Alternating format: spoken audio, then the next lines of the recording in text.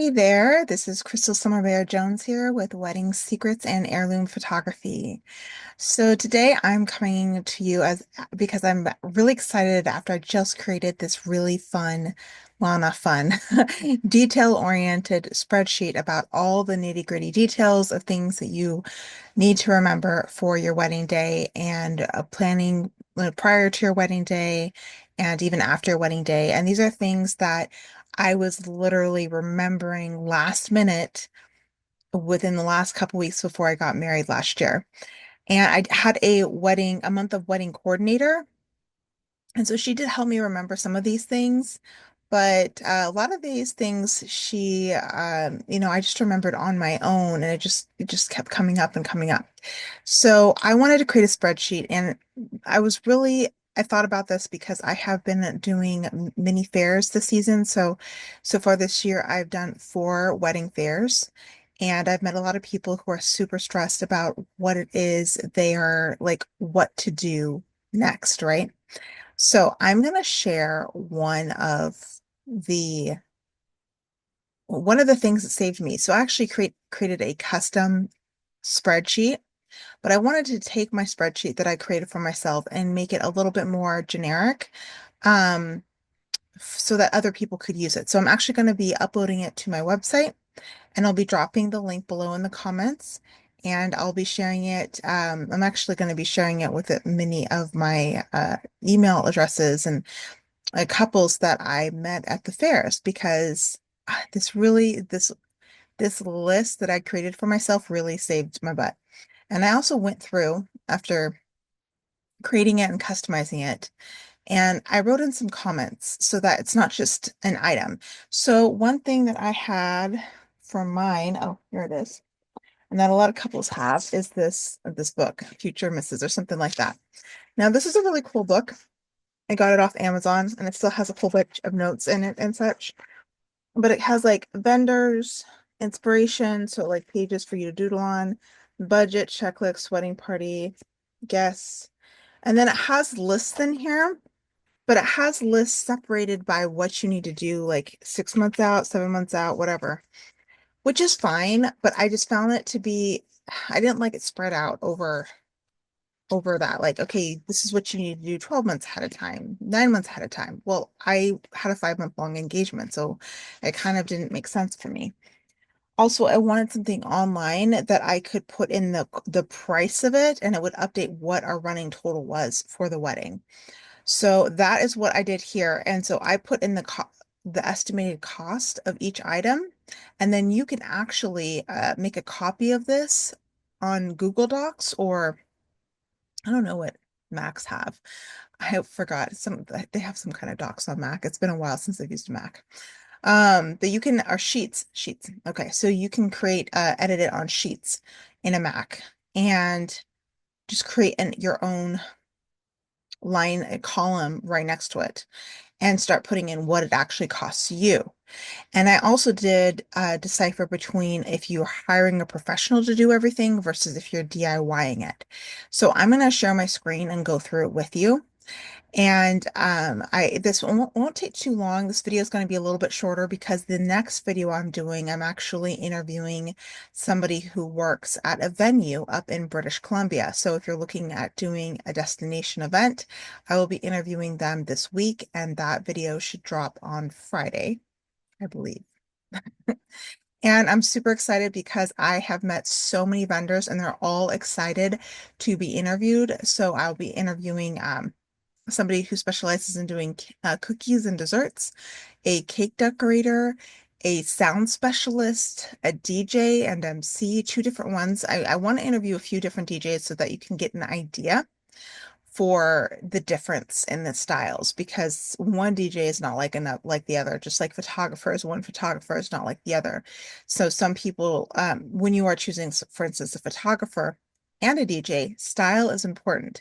So if they're like a DJ, if their vibe doesn't, you know, match your vibe, probably not going to work out well. Photographer's vibe or style doesn't match your vibe, it probably not going to work out too well. So that being said, I'm going to go ahead and share my screen. And Hold on. All right. So if you want to see my little face, it's up here in the top right hand corner. Okay. So this is what I have it zoomed in quite a bit. I think I'm going to actually zoom it out just a hair to 150. Okay.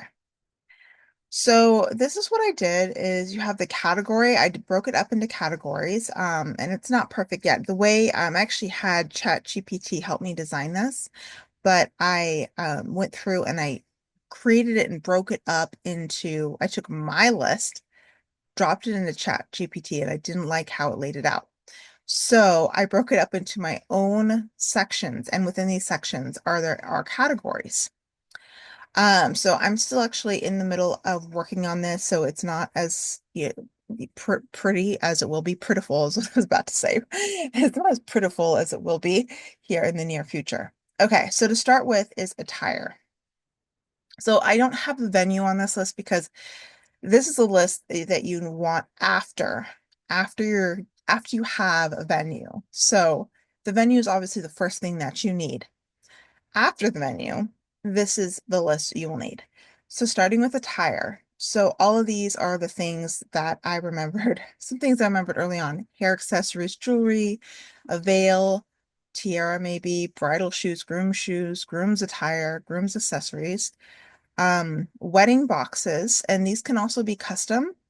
They're mainly for photographs, but a lot of photographers will bring that with them if they do flat lays. Wedding dress, I didn't really do a note here because if you want to know about wedding dresses, I actually just dropped a video last week about wedding dresses.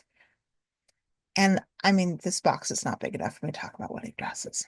But you can purchase a wedding dress off the rack and get it within a week. So do not stress about that. If you're wanting a custom wedding dress, that's when you're going to need 6, 9 months up to a year. Dress alterations. Again, this is I waited too close to last minute for this. I would definitely start looking for somebody to do alterations at least a month ahead of time if it's anything major, and then do last minute ones, alterations 1 or 2 weeks prior if you've lost some weight, especially. So the next thing is groomsmen suits or tux.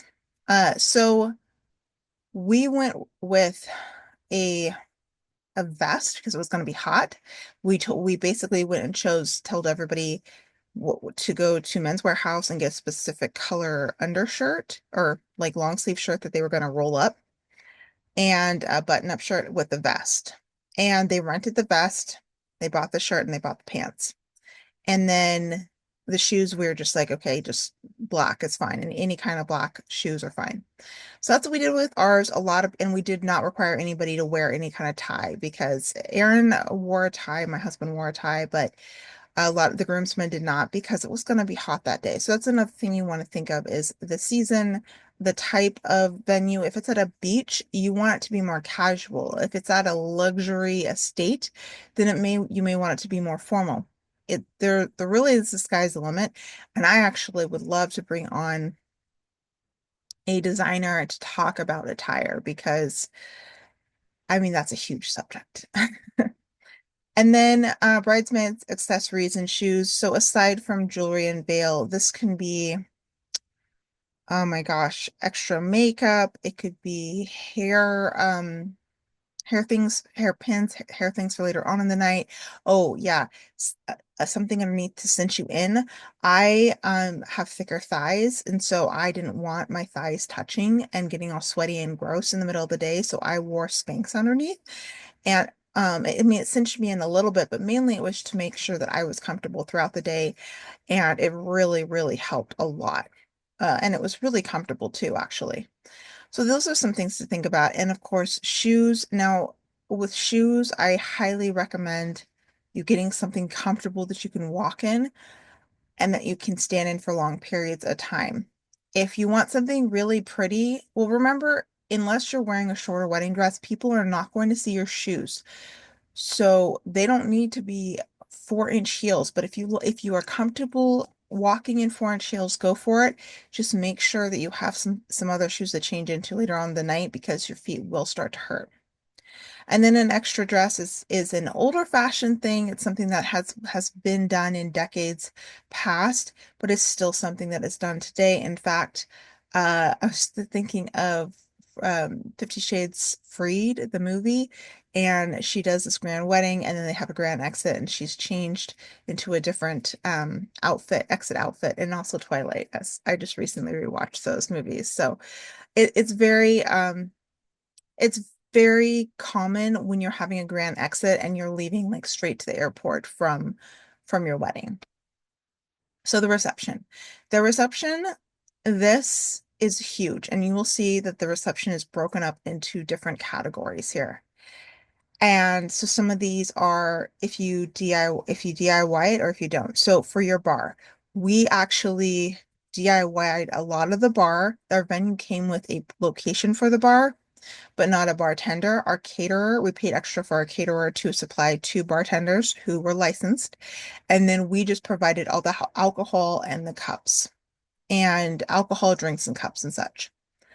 And then for the desserts, again, if your caterer, if you have a caterer, a lot of times they will have that as an add-on option. But if you want to save some money, you can have a family member bake some like desserts for you and things like that, and then just pay for a cake, like maybe a two-tiered cake for you to cut and some people to share.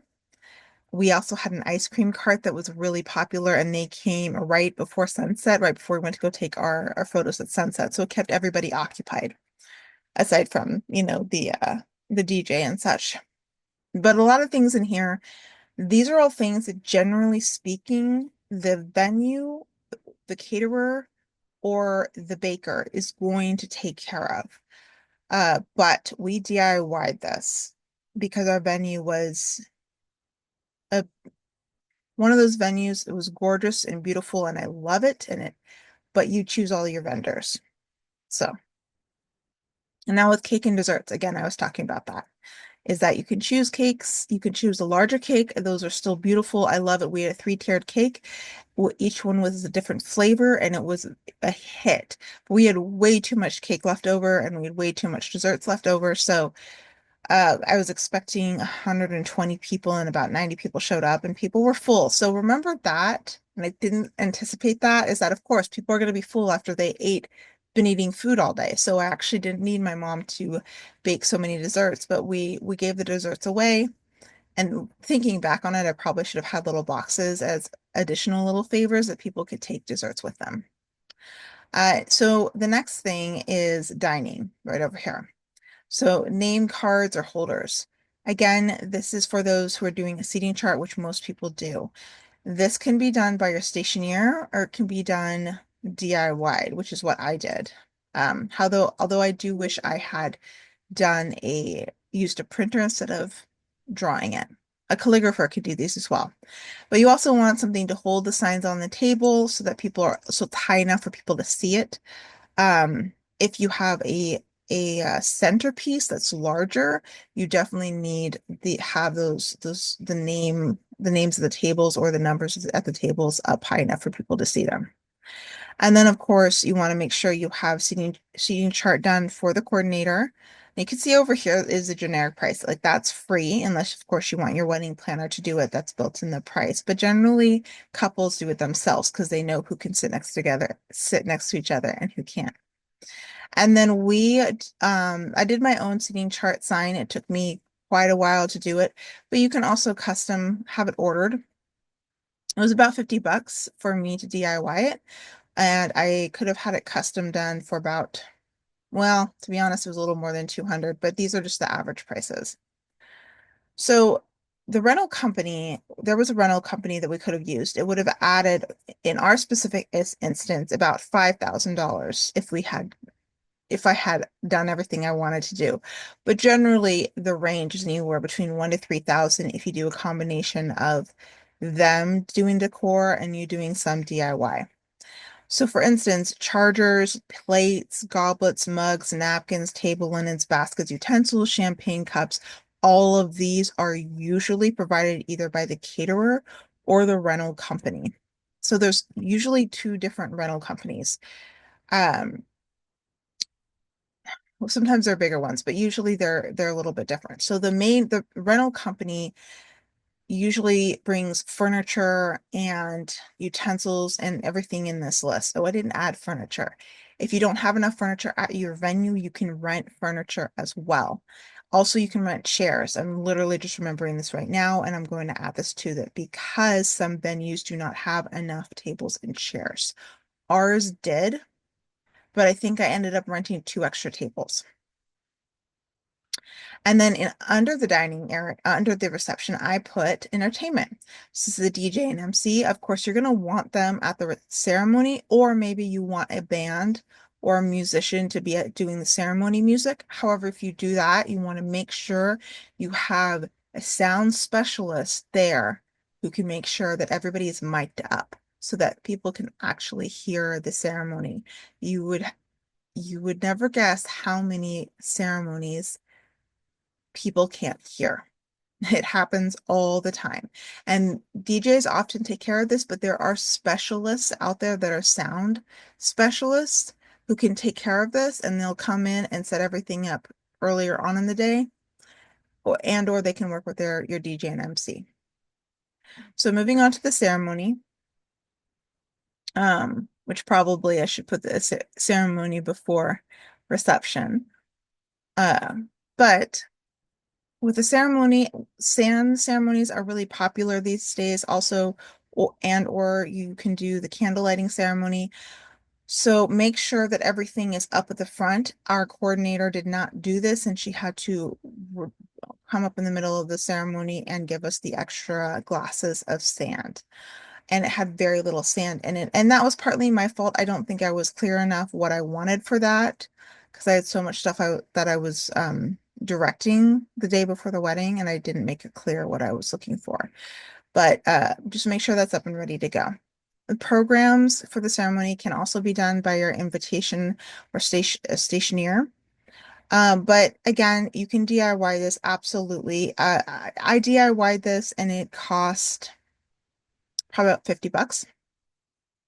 But generally you spend between 100 and 300. A wedding band, self-sufficient flower girl baskets, of course, pillow for the ring bearer. If you have one, we did not. Uh, and then of course take a seat, not a side sign if you want it. Of course, you don't have to. Unplug ceremony sign.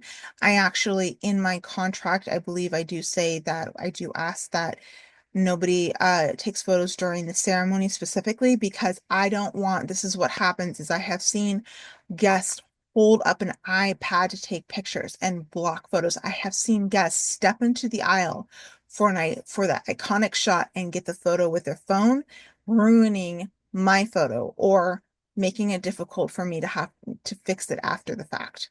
So that's only happened probably once. Usually if they step out into the aisle and take a picture, they're not super in the way, but it can happen. And you don't want that.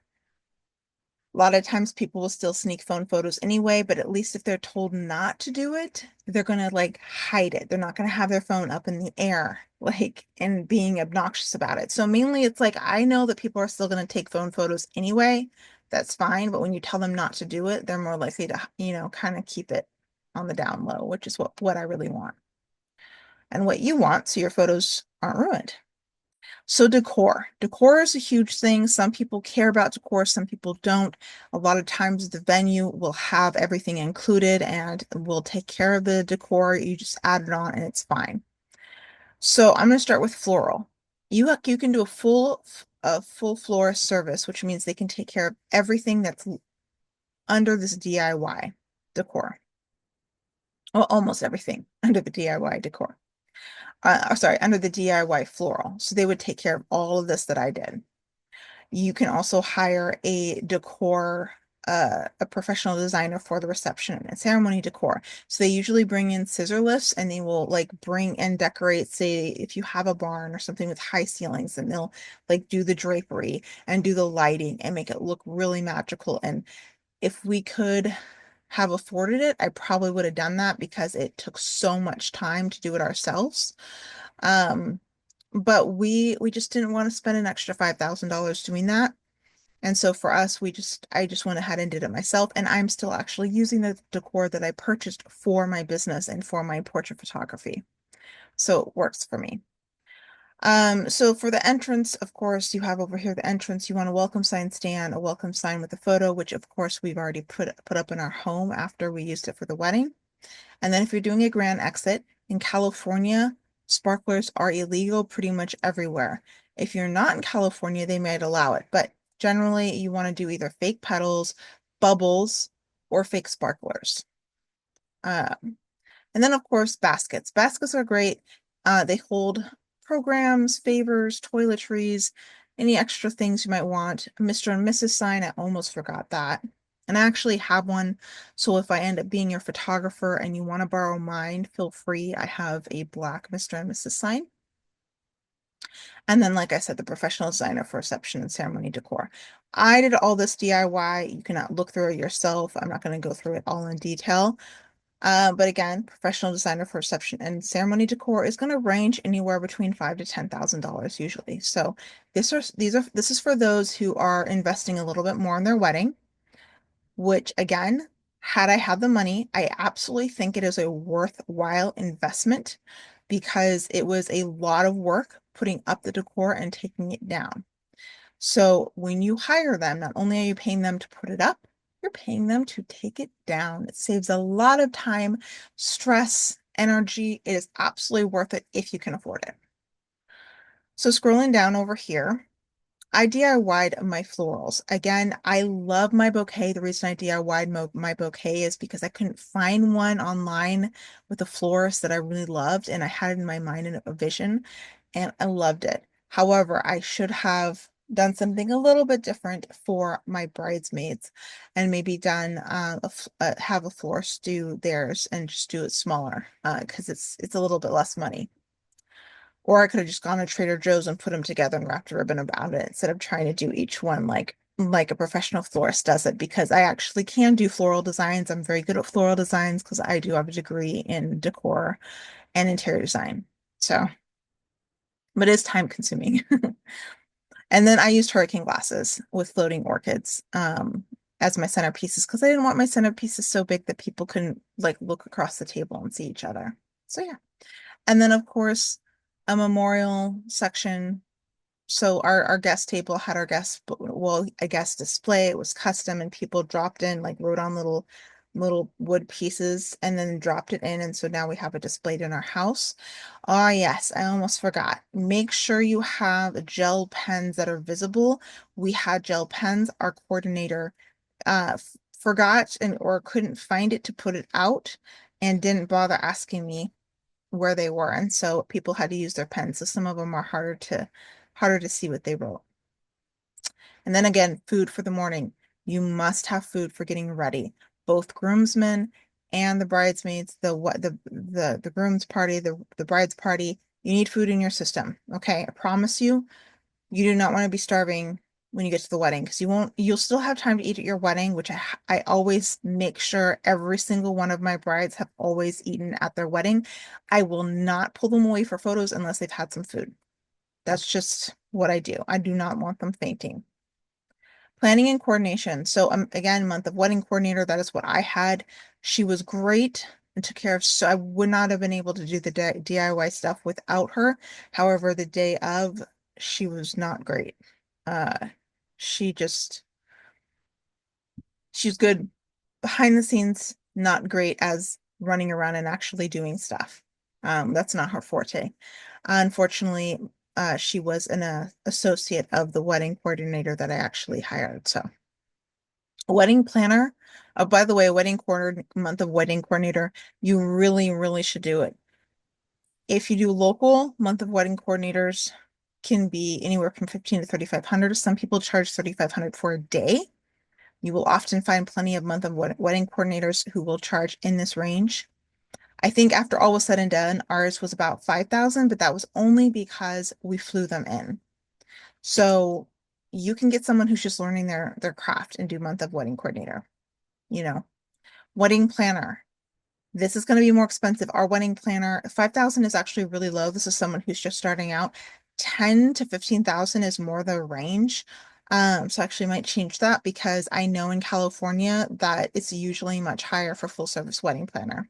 And sometimes it's a percentage of the budget. So if you're talking about a $300,000 wedding, often it's not a flat rate, it's a percentage of the wedding budget. So that's one thing to think of, but they do everything. You get to sit back if you are a business person and you are too busy like doing your job to go planning a wedding, this is where you would have a wedding planner. So, and then of course, a wedding website, I created mine for free. But they have services that can do this for you and handle all the RSVPs, which are great. So that ranges. And then of course, save the dates. It could be sent digitally or actual, like through the mail. And then of course, invitations, the same thing. I DIY the invitations, but that again is because I have a pro lab to take care of it, and I had a specific look in mind for it. And I also DIY'd the programs for the ceremony and reception. I even went so far as to, here I can actually show you. I'm going to stop share real quick. Okay. So this was my invitation that I DIY'd, and it was, oops, and it was pearlescent right here.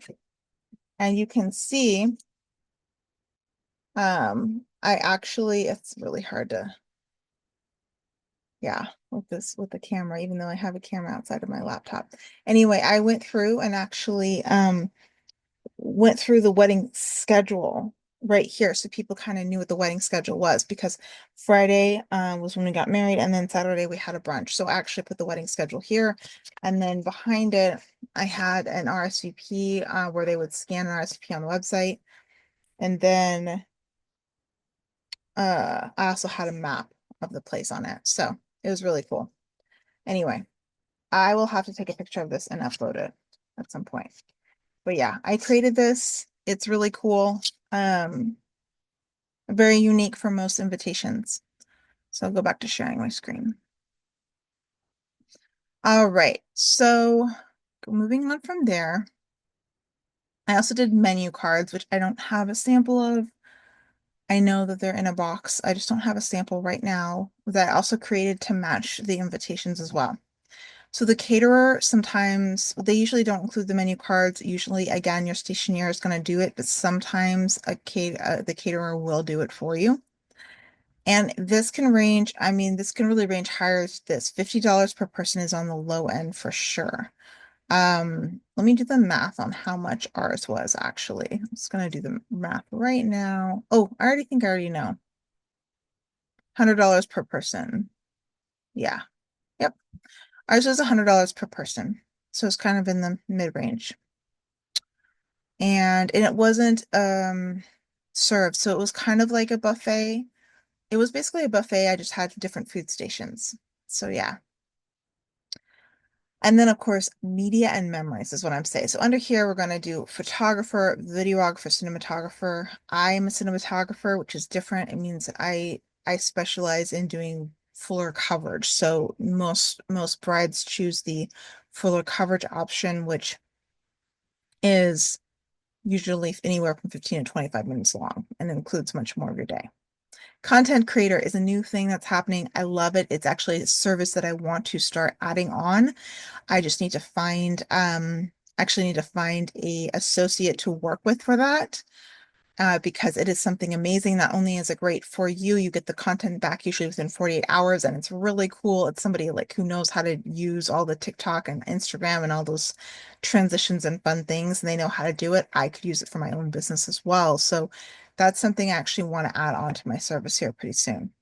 Photo booth. I do recommend hiring a professional for this. We did try to DIY it kind of. We did order a booth that was unmanned and it ended up coming broken. So I would definitely have a professional do this. Wedding day transport again, this is if you have multiple locations. And if you want a getaway car, a lot of people will do like an old car or a limo or a horse-drawn carriage or something fun like that. And then wedding insurance is usually a must-have right by all venues and security. If there's alcohol, they require security. And then some miscellaneous stuff I added in, a first aid kit, bathroom supplies, especially in the women's bathroom for babies and, other things, sewing supplies if something tears or breaks. And then you want to think of the wedding night stay. Where are you going to be staying the night of your wedding? You want to make sure you have a place to stay because you're going to be tired. And then think about your honeymoon. Do you want to do your honeymoon right then and there, or you want to wait a little bit? We really wanted to be more traditional, so we did a mini honeymoon right after the wedding, and we packed up our car with everything, and we went and stayed at a couple local really cool places and had a 2-day mini stay. Then we went home, dropped off our large rental van that we had rented, and we got on the plane and went to Mexico. So yeah. And then, of course, clean up. Okay, so most people forget about this. You need to make sure that people, you know who's taking what, who's taking care of all of the cleanup. If you're DIYing most of your wedding, you also are DIYing the cleanup, which is a lot of extra work. So just be aware of that. And you want to know who's going to be taking the gifts, who's going to be handling, usually the caterer, between the caterer and the venue, they will handle part of the cleanup, but they won't know what to do with anything that you purchased or that you brought with you. So that needs to go into designated cars. So that's just something to really think about. And if you DIY the decor, usually the next day you're going to have to come back to the venue and clean it up. Or later on that night, you'll have to have somebody designated to clean it up. Although I have seen brides do that with themselves. It's not really something you want to do after your wedding, though.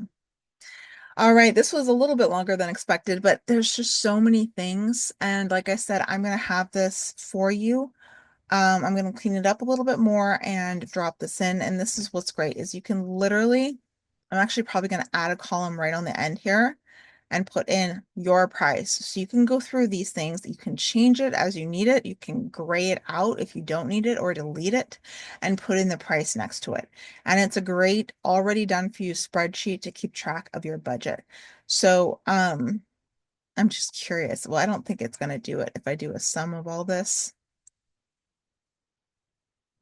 Let's just see if it does it.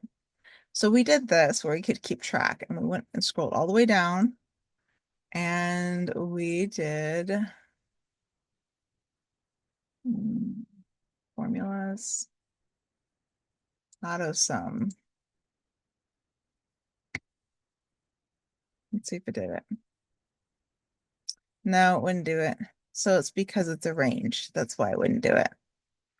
So if this wasn't a range, then that's another thing you can do is that you can, which I can actually do for you, is if I literally go like this, I can already set it up for you so that when you add and subtract everything, this total sum is going to be right there. Um, Whatever. I don't know why it's being difficult, but I'll figure it out. Usually it's not a problem, but but yeah, you can literally make it so that the bottom of this tells you the total running balance of everything that you're spending money on. So yeah. Anyway, I will be back here. I'll be dropping another video on Friday, and we'll be sharing some fun tidbits and interviews with the venue up in wine country in British Columbia. And I'll be getting some local venues here as well that I'll be interviewing as soon as well. So until then, have a good night. I will talk to you soon. All right. Bye-bye.